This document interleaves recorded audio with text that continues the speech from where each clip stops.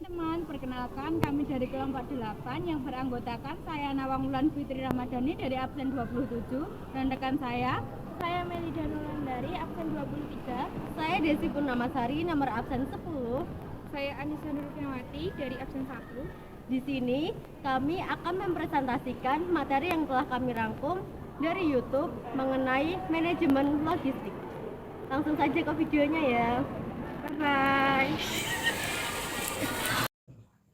Halo semuanya, jadi pada kali ini saya akan menjelaskan apa sih manajemen logistik itu.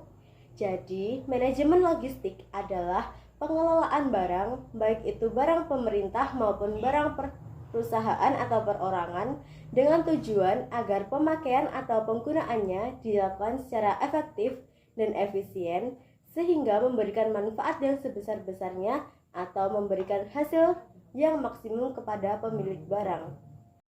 Nah, sedangkan pengertian manajemen logistik menurut Dwi Antara dan Rumsari 2004 adalah serangkaian kegiatan perencanaan, pengorganisasian, dan pengawasan terhadap kegiatan penggadaan, pencatatan, pendistribusian, penyimpanan, pemeliharaan, dan penghapusan logistik guna mendukung efektivitas dan efisiensi dalam upaya pencapaian tujuan organisasi. Halo, di sini saya akan menjelaskan tentang unsur-unsur manajemen logistik. Yang pertama yaitu adalah man atau bisa disebut juga dengan manusia, dan yang kedua yaitu adalah money atau bisa disebut juga dengan uang. Ketiga yaitu adalah material atau bisa disebut juga dengan bahan-bahan. Yang keempat adalah mesin atau bisa disebut juga dengan mesin. Dan yang kelima adalah metode atau bisa disebut juga dengan cara. Selanjutnya, apa sih tujuan manajemen logistik?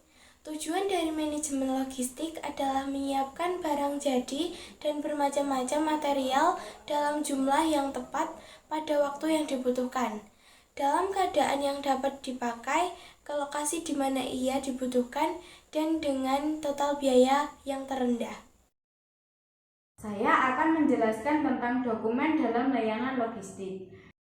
Yang pertama ada shipping instruction. Shipping instruction merupakan dokumen yang dibuat oleh pihak penjual barang dan pihak kedua yang di dalamnya menunjukkan kesepakatan proses pengiriman barang. Yang kedua ada release.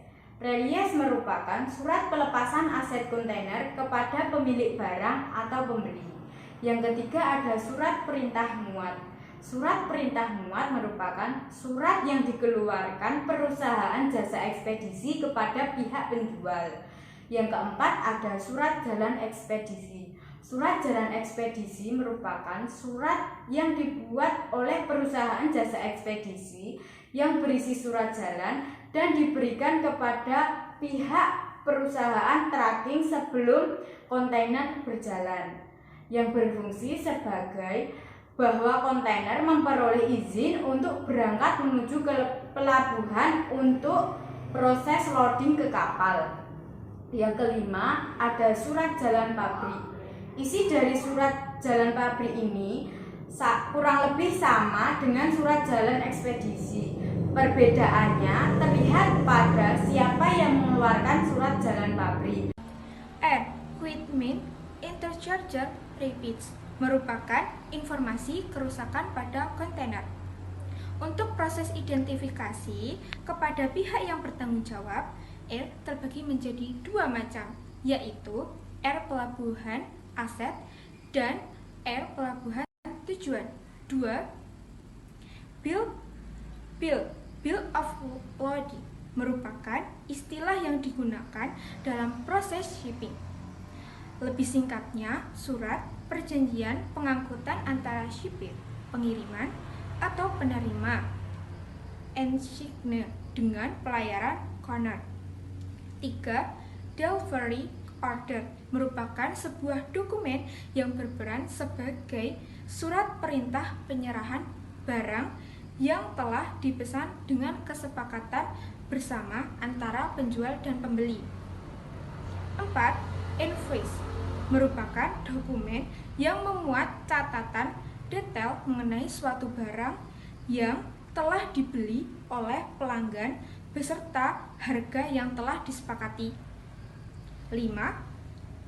Berita acara serah terima merupakan dokumen terakhir yang biasanya meliputi dokumentasi barang yang sudah sampai ke tangan pembeli.